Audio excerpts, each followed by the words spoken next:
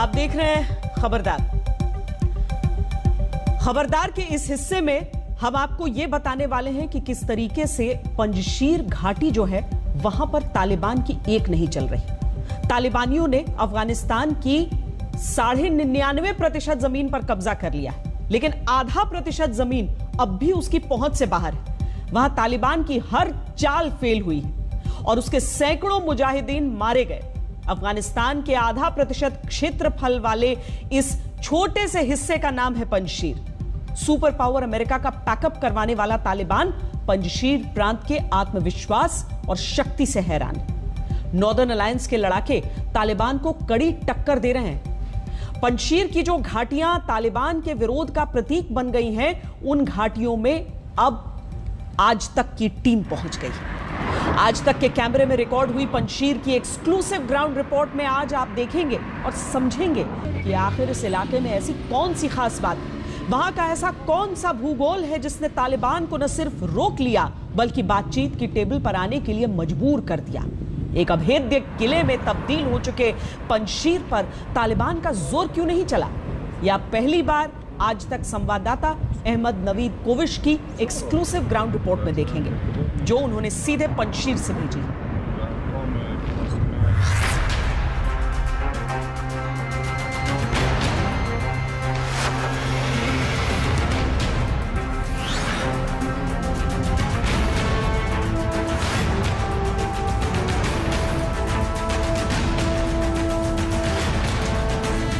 जिस अफगानिस्तान के चप्पे चप्पे पर तालिबान का खौफ बैठ गया है, वहां का एक छोटा सा इलाका तालिबान के खिलाफ सीना ताने खड़ा है।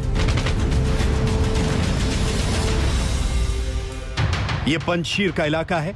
जैसी इसकी भौगोलिक परिस्थितियां हैं, दुरूह और कठिन, वैसा ही मिजाज तालिबान के लिए वहां के लोगों और नॉर्दर्न अलायंस के नेता अहमद मसूद का है।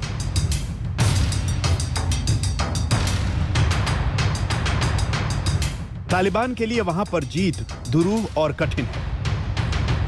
आज तक इस पंजशीर की ग्राउंड रिपोर्ट लाने वाला पहला भारतीय न्यूज चैनल है। वहां की संवेदनशील हालात में तालिबान और तालिबान से मुकाबले के लिए बने पॉपुलर रेजिस्टेंस फ्रंट के बीच से रिपोर्टिंग करने के लिए आज तक संवाददाता अहमद नवीद कोविश पहुंचे। The resistance fighters are watching the Taliban closely. It is not their words but their actions are being watched. The resistance wants rights of Afghans to be protected, not Talibanization of Afghanistan. Reporting from Ground Zero in Panjshir, this is Ahmed Navid Kovish. Panjshir यानी 5 शेरों की घाटी। इस घाटी में घुसने के लिए सिर्फ एक रास्ता है और ये बेहद संकरा है। ये रास्ता ऐसा है कि पंजशीर पर नजर रखने वाले किसी भी विदेशी ताकत के बस की बात नहीं कि वो सड़क मार्ग से यहाँ धड़धड़ाता हुआ पहुंच सके।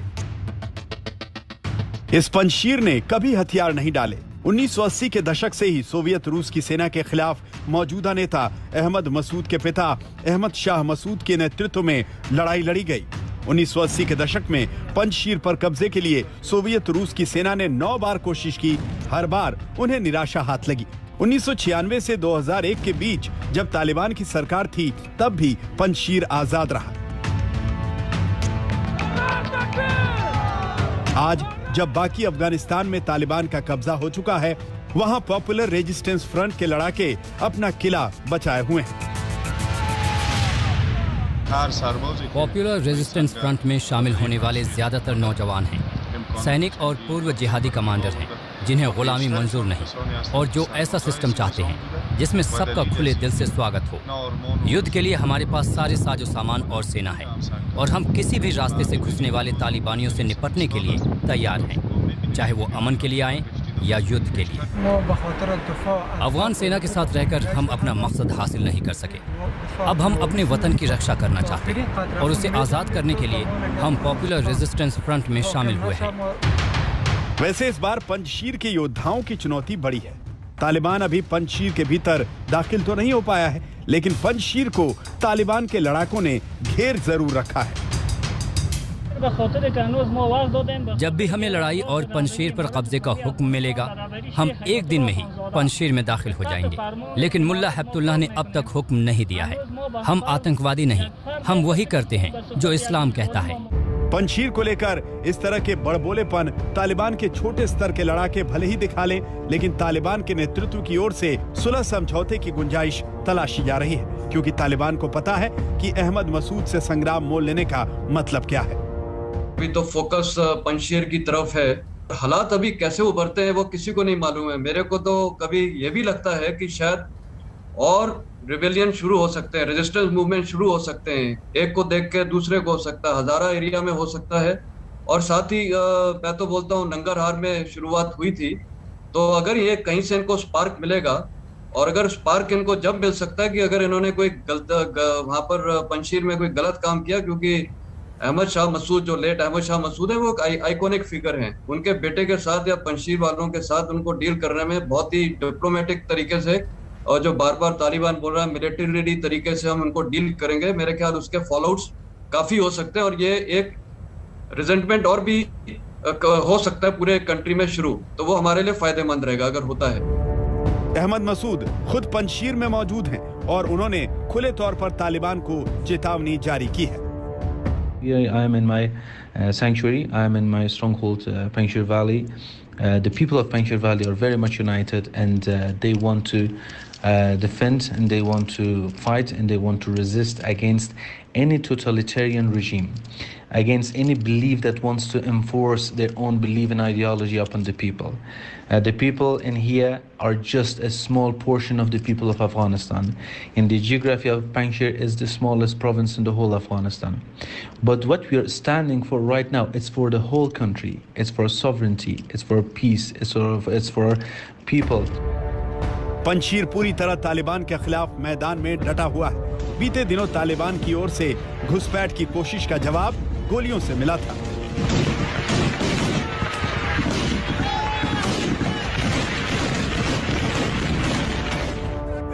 पंजशीर पहुंचे आज तक के कैमरे ने वहां की फिजा में स्वतंत्र रहने का जोश देखा है, इसीलिए तालिबान वहां चाहकर भी कामयाब नहीं हो पा रहा।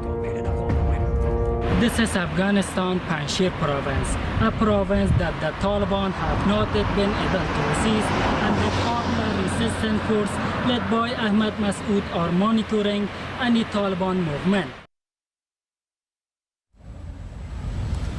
यहां पंजशीर के इतिहास और उसकी दूसरी विशेषताओं पर भी गौर कीजिए। 1980 के दशक में सोवियत संघ का शासन रहा हो या फिर 1990 के दशक में तालिबान के पहले दौर की सत्ता, पंजशीर के शेर कहे जाने वाले अहमद शाह मसूद ने यहां कभी दुश्मन का कब्जा नहीं होने दिया। 1980 के दशक में सोवियत संघ के खिलाफ लड़ाई में पंजशीर के लड़ाकों को अमेरिका ने हथियार देकर मदद की थी। पाकिस्तान भी पैसा भेजता था, इसीलिए जंग में पंजशीर का सर कभी नहीं झुका। 1990 के दशक में अहमद शाह मसूद ने अफगानिस्तान के कई कबीलों को साथ जोड़कर नॉर्दर्न अलायंस बनाया। बाद में जब तालिबान सत्ता में आया तो यहां नॉर्दर्न अलायंस को भारत, ईरान और रूस ने मदद दी और ये इलाका तालिबान के कब्जे से बचा रहा। 1.5 लाख की आबादी वाले इस इलाके में ताजिक समुदाय के लोग ज्यादा हैं। इस समय कई दूसरे इलाकों के लोगों ने यह सोचकर पंजशीर में शरण ले रखी है कि उन्हें लगता है कि तालिबान इस बार भी पंजशीर का कुछ नहीं बिगाड़ पाएगा। लेकिन एक दिक्कत यह भी है कि पंजशीर की सीमा से लगने वाले हर इलाके पर तालिबान का कब्जा है। ऐसे में तालिबान जरूरी सामान और खाने पीने की चीजों की सप्लाई रोक सकता है। हालांकि कुछ ऐसी रिपोर्ट्स भी हैं जो ये कहती हैं कि पंजशीर घाटी में खाने पीने का इतना सामान और मेडिकल सप्लाई पहले से ही है कि कई महीनों तक उसका काम चल जाएगा। पंजशीर घाटी का इलाका इतना दुर्गम है कि दुश्मन उसके भूगोल से ही मात खा जाता है।